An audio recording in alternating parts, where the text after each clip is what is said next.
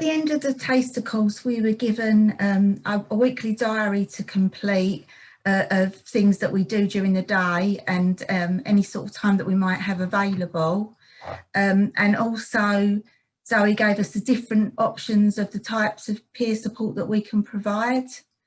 So we were then given some time to think about those different options and also to complete the diary before Zoe arranged a one-to-one with us, where we just went through and discussed the different options, and she looked at the diaries to see how much time we had available so that we didn't commit ourselves, you know, to too much if we didn't have the time.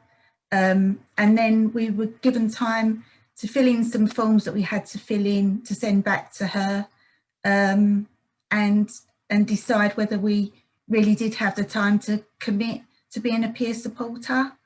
And then once we had really thought about it, we sent the forms back to Zoe and said what type of peer support we would like to give. We had an informal interview that we did on Zoom, and we talked about, you know, the things that we would bring to the peer supporting role, the things that we would also gain from it personally.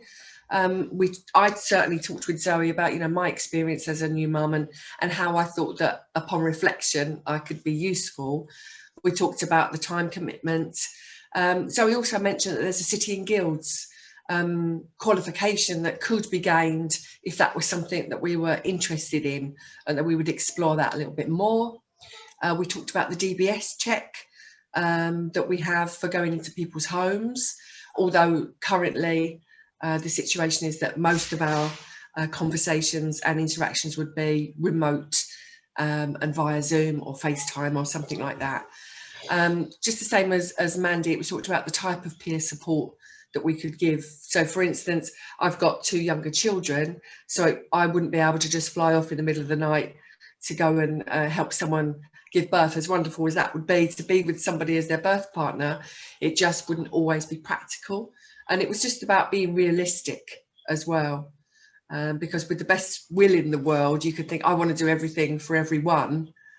It's just, you need to be realistic with the time for yourself and also for your family who come first, and just to make sure that the people that we support get a good a journey with us, so that they also get consistency.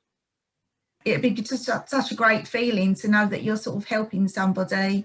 And I know from feedback that Debbie, Chantel and Trina have got, the peer supporters at Parents First, how much they're appreciated, and I really aspire to that. So yeah, I am really looking forward to it. I think it'll be good for me as a person as well.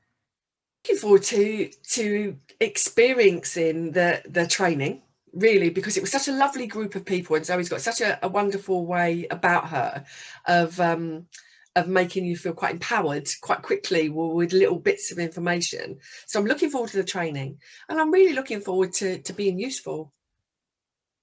You know, I was very excited when I got my certificate through the post, and I posted it on my social media and said how proud I was to have been part of that first sort of taster module. And also, again, just to say, I had a rough time, but that doesn't mean everyone will. But I'm looking forward to being able to use that experience and help someone else who may or not be in that situation. So I'm really looking forward to training and getting going.